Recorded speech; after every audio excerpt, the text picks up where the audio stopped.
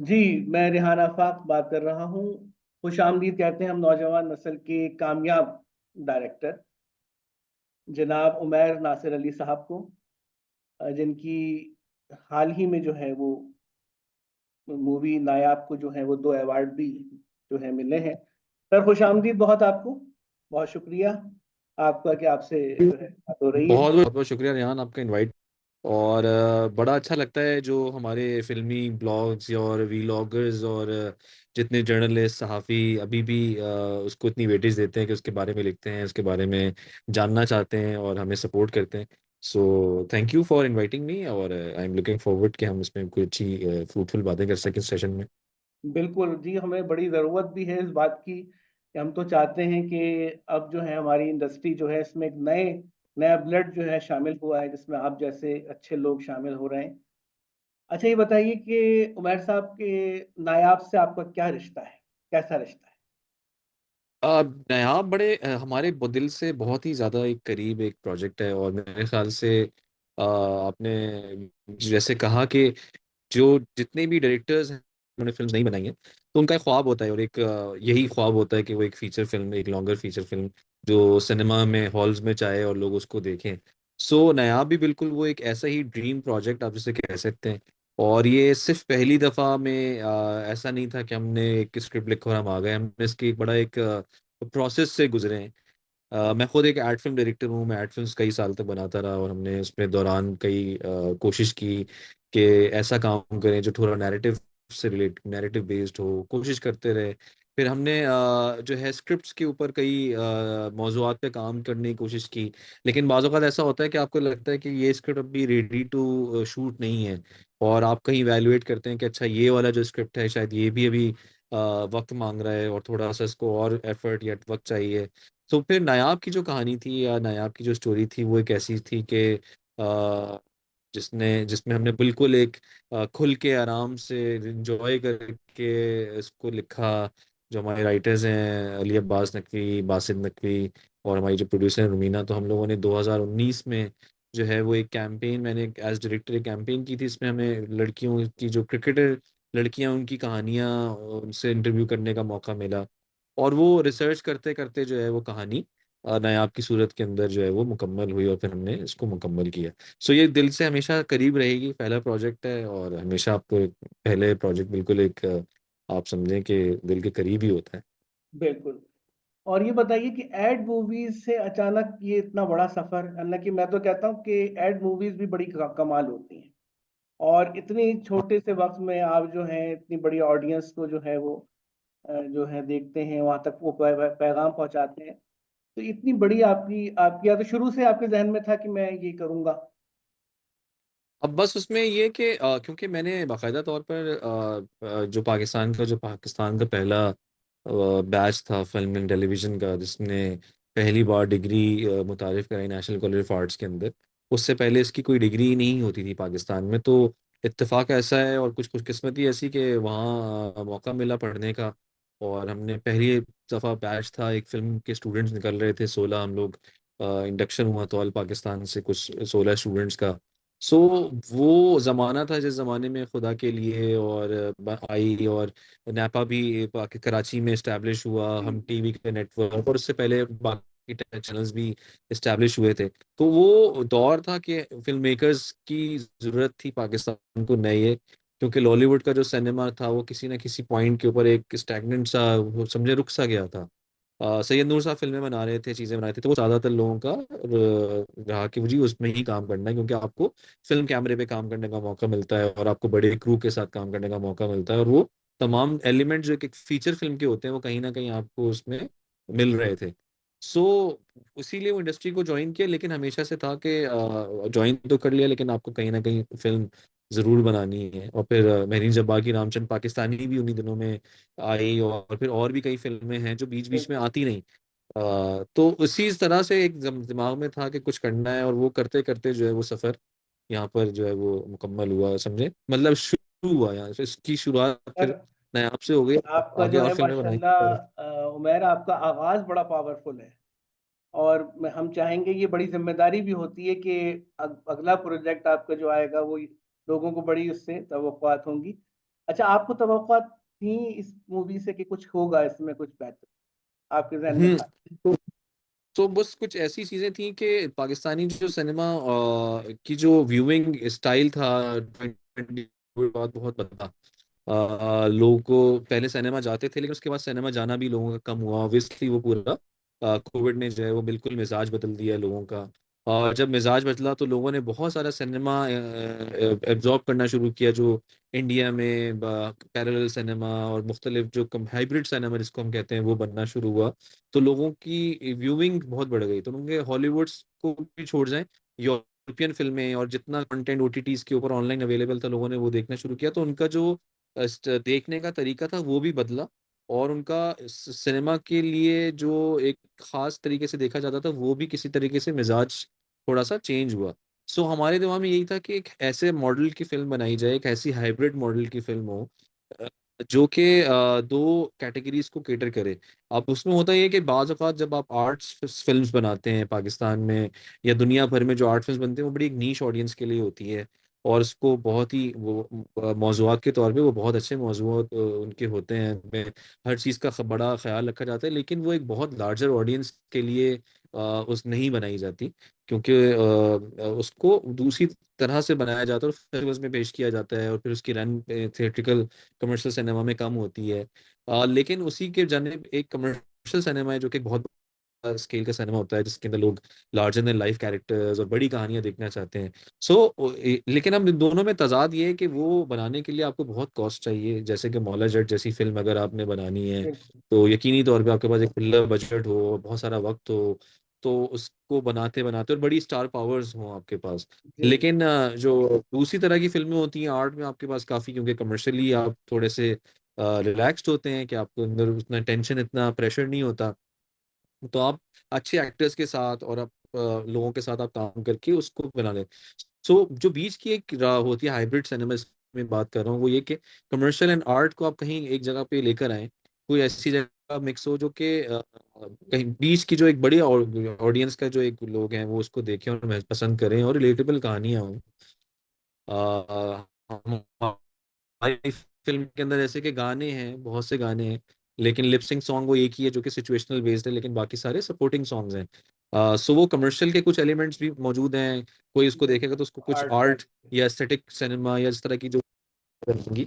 सो इसका मिक्सचर है ये। सो यही पॉइंट था कि हम सिनेमा में कुछ तब्दीली लेकर आए, कुछ ऐसी कहानी बनाएं जो थोड़ा सा मिक्स मिक्स मीडियम की तरफ हो, जो कि आप पड़ोस में देखते हैं इंडिया में, जिस तरह जी से बधाई बिल्कुल। हो, और जो दशक के बाद जितना सिनेमा क्रिएट हुआ बॉलीवुड में भी, तो वो भी कोई बीच का एक उन्होंने राह निकाली है। अंधाधुन जैसे मूवी है, या जी बिल्कुल। आप पीकू समझ लें, इस तरह की। सो ये बड़ी मजे की फिल्म है कि उनको आप आर्ट फिल्म की कैटेगरी में भी नहीं डालेंगे, लेकिन हाँ, आप बहुत इनको एक अच्छी। ग्रैंड कमर्शियल फिल्म के स्त्री पठान या है जवान स्त्री। की कैटेगरी या फाइटर की कैटेगरी डालेंगे। तो वो एक सिनेमा हमें भी क्रिएट करना था पाकिस्तान में, तो आई थिंक कि हम शायद उसमें उसकी कोशिश की थी नायाब के अंदर। नहीं, बहुत अच्छी कोशिश। और उमर, आपने जो किरदारों का इंतखाब किया है ना, उससे मैं बड़ा मुतमईन और बड़ा खुश हुआ हूँ। क्योंकि एक तो आपने जो सपोर्टिंग कैरेक्टर्स में, अमूमन हमारे यहाँ वही टीवी के लोग रिपीट किए जाते हैं बहुत ज़्यादा। तो उसमें आपने नापा के जो हैं फवाद को और नौरीन को उसमें शामिल किया मूवी में। इसके अलावा फिर जावेद शेख साहब को भी एक बिल्कुल नए तरीके से आपने, मुझे जो लगता है कि वो इंट्रोड्यूस किया, जिसमें क्योंकि उनका भी काम बहुत सारी मूवीज करते हैं वो, तो यकसानियत हो जाती है। तो मुझे ये बड़ा अच्छा लगा कि चुनाव आपका जो है, तो ये चीज आपने कहाँ से सीखी थी? यानी कि ये बड़ा कमाल होता है ये। फरहान आलम सिद्दीकी हैं जिनको हमने फिल्म के अंदर भी हमारे साथ उन्होंने एक छोटा रोल किया, नौरीन है, इसके अलावा और कई एक्टर्स हैं इनके मैं नाम अभी इस वक्त नहीं ले पा रहा, लेकिन आप चुनाव कर रहे होते हैं एक्टर्स का तो आपने मेंटल नोट्स बनाते हैं कि जी ये मेरी कास्ट है, कि यमुना जैदी को अगर हम ले रहे हैं ना आपके कैरेक्टर के लिए, तो उन्होंने इससे पहले ये पूरी एक रिसर्च है कि जी क्या क्या काम किए हैं, और सबको ही पता है कि उनके मशहूर कैरेक्टर्स बख्तावर है, या वो जो प्यार के सदक़े में जो उनका किरदार रहा, या और जो उनके प्लेज रहे अब तक उनके करियर में। तो उन्होंने मुश्किल प्ले कैरेक्टर्स को प्ले किया, जिसके अंदर उनको इस बात का ख्याल, मेरे ख्याल से जितना कैरेक्टर की रिक्वायरमेंट है उसको पूरा किया। चाहे वो लहजे के हिसाब से हो, बॉडी लैंग्वेज के हिसाब से हो, रंग के हिसाब से हो। तो उनके लिए वो, चाहे वो ग्लैमरस नेचर का ना हो, वो ग्लैमरस नेचर का है या नहीं है, लेकिन उन्होंने उस कैरेक्टर की जो मेरिट थी उसको हमेशा कोशिश की कि वो उसके हिसाब से करें। सो नायाब क्योंकि एक मुश्किल कैरेक्टर था, उसके अंदर मुख्तलिफ रेंज के सीन्स हैं, पूरी फिल्म मुख्तलिफ कैरेक्टर्स नजर आते हैं। सो उनका इंतखाब बड़ा इंपॉर्टेंट था कि कैसा किरदार कैरेक्टर एक्टर प्ले करे जो कि इतनी मेहनत करे, और क्रिकेट की भी ट्रेनिंग हो और एक्टिंग भी अच्छी हो, और उसका ग्लैमरस इतना लुक एंड फील भी नहीं हो, ऑल्दो कुछ हमने उसका एक जो लव एंगल है तो वो रखा उसमें है।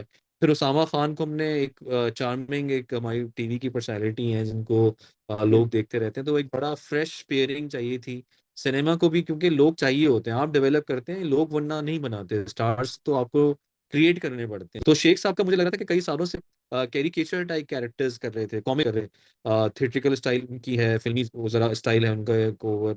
सो कहीं ना कहीं उनको थोड़ा चेंज तरीके से पेश करें, कुछ ऐसी अंडरटोनैलिटी लेकर आए और जो कि उनके किरदार का एक्चुअली हिस्सा है।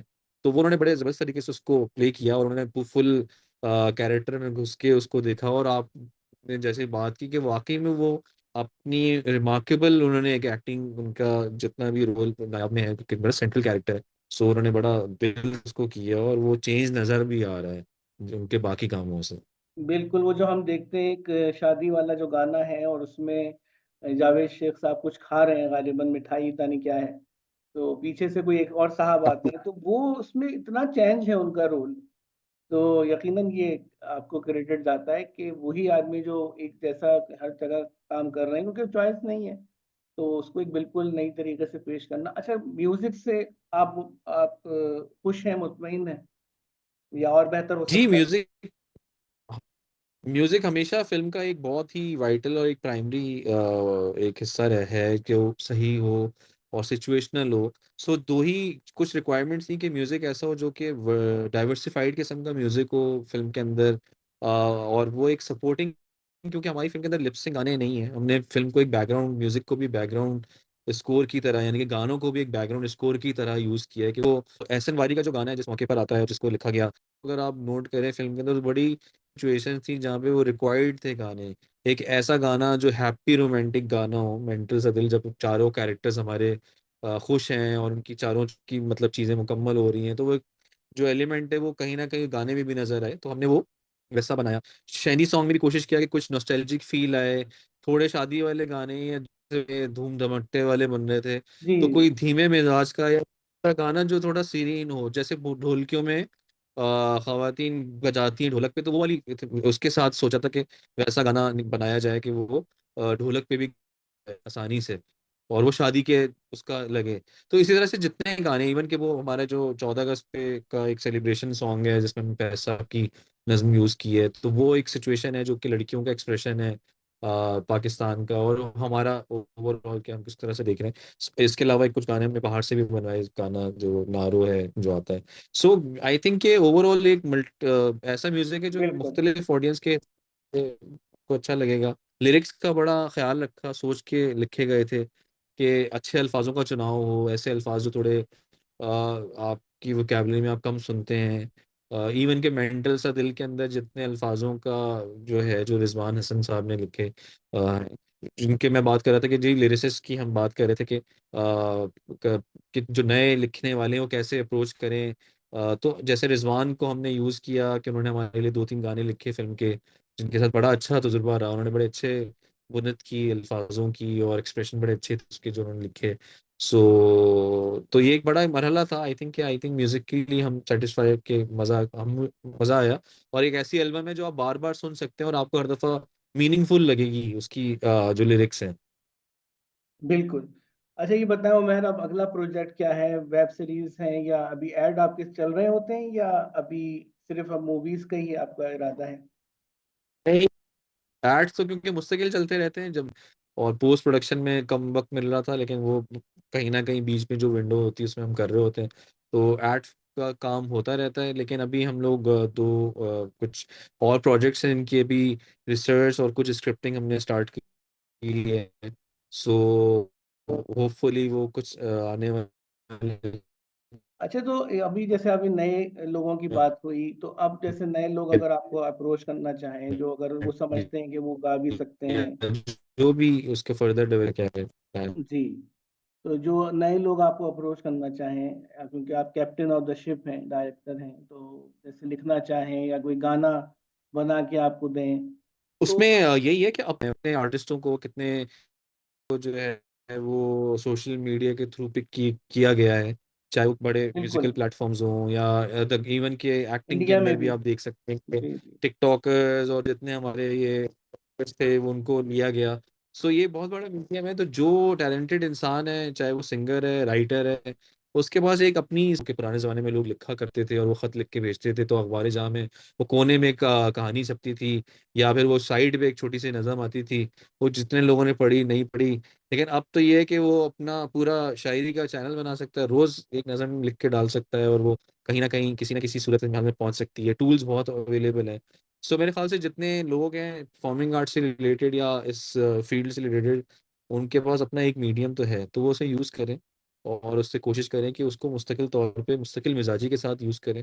बाकी हम सारे अब तो सोशल मीडिया पे तकरीबन हर इंसान ही अवेलेबल होता है, तो उससे रब्ता करना आसान होता है, चीज़ें आप भेज सकते हैं। लोग पिक भी करते हैं, वेट भी करते हैं कि जी क्या कोई नया टैलेंट मिल जाए, कोई नई चीज़ हमें मिल जाए, कोई इसमें यूनिक बात हो। तो हर कोई हर वो किसी ना किसी सर्च में तो लगा ही रहता है। मैं ये क्या पूछना चाह रहा था कि आप जैसे जो नए हमारे बासलाहियत डायरेक्टर्स हैं, और भी लोग मूवीज बना रहे हैं, तो ये क्या, आपकी क्या ख्याल है कि इंडस्ट्री हमारी दोबारा से ग्रो कर पाएगी?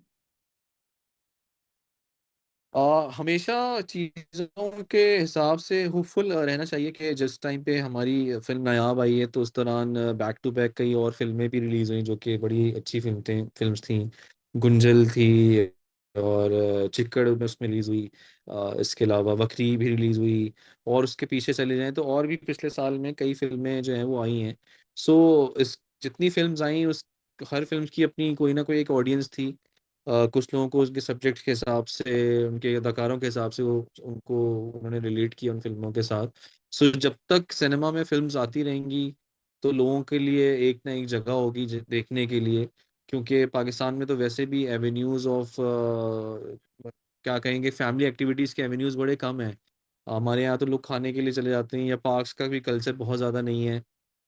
तो एक फिल्म एक बहुत बड़ा मीडियम है फैमिलीज को बुलाने का, उनके साथ एक एंटरटेनमेंट का एक बड़ा हेल्दी मीडियम है, जिसमें आप बहुत सी बातें भी कर सकते हैं, बहुत सी चीज़ें भी इंटरटेनमेंट के साथ बताई जा सकती हैं। तो हम लोग तो being a film maker hopeful हैं, क्योंकि इतने सारे लोग हैं जो अपनी अटेम्प्ट कर रहे हैं फिल्म्स बनाने की, बना रहे हैं, रिलीज कर रहे हैं। और कहीं ना कहीं ऑडियंस चाहे ज़्यादा कम थोड़ी जा रही है देखने के लिए। सो वो सिलसिला जो है वो चलता रहेगा, तो उसी के बीच में कुछ बड़ी फिल्में, कुछ ऐसी फिल्में जो लार्जर ऑडियंस को लेकर आएंगी, वो भी आएंगी। और फिर इस तरह से कल्चर भी एक तरह से डेवलप हो गई। आप चाहे नायाब की बात लें, तो नायाब का नाम हम बड़ी खुशकिस्मती है कि बहुत से लोगों को नायाब का नाम पता है कि फिल्म है और जिसमें ये लोग हैं, उसके बारे में उनके पास इंफॉर्मेशन है। तो इसका मतलब कि उनको अभी रिकॉल वैल्यू तो है कम से कम फिल्मों की। तो वो जब रिकॉल वैल्यू डेवलप हुई है, तो वो फिल्मों देखने का भी एक रुझान जो है वो पैदा होगा। और आगे जितने लोग बनाएंगे, आई थिंक कि वो लाजमी तौर पे वो फिल्में मुझे लगता है कि ऑडियंस आएगी देखने के लिए। उमैर साहब, बहुत शुक्रिया। बहुत अच्छा लगा। आपने अपना बहुत कीमती, बल्कि नायाब वक्त में से वक्त निकाला, और जैसे कि हमारी कन्वर्सेशन चल भी रही थी, तो आपकी सबसे अच्छी बात यही है कि आप बहुत डाउन टू अर्थ हैं, और ये चीज़ बहुत बड़ी बात है, और ख़ासकर बीइंग एक सक्सेसफुल डायरेक्टर, अब तो ये वाली बात है। तो हमारी यही है कि इंशाल्लाह आपसे सिलसिला चलता रहेगा, मुलाकात भी रहेगी। और आज जो है वो प्रोग्राम बहुत अच्छा लगा आपसे बात करके। और आप थके हुए भी हैं गालिबन क्योंकि इतना लाजिम बात है, आप तो कब लाहौर भी पहुंचे थे। तो बहुत अच्छा लगा आपसे बात करके। इंशाल्लाह। जी जी, कुछ करना चाह रहे हैं? जी जी, मैं बस वही आपका शुक्रिया अदा कर रहा था Riyan, thank you very much, आपने टाइम निकाला और आपने भी इतना लेट जो है वो आपने आप भी जाग रहे थे। So thank you very much, और बड़े अच्छे आपने सवालों को रेडी किया हुआ था, बड़े आई थिंक इस तरह की कॉन्वर्सेशन में ये बड़ा इंपॉर्टेंट होता है कि ऐसे सवाल फराहम किए जाएं इनके, जिनसे अच्छे जवाब मिलें। सो आई थिंक कि वो आपकी तरफ से एक बड़ी अच्छी एफर्ट है कि आपके सवाल प्रिपेयर्ड थे और बड़े अच्छे सवाल थे, तो बड़ा मज़ा आया। बहुत बहुत शुक्रिया। बहुत थैंक यू शुक्रिया। नईम। बहुत बहुत शुक्रिया। Thank you. खुदा हाफिज़। Thank you. अल्लाह हाफ़िज़।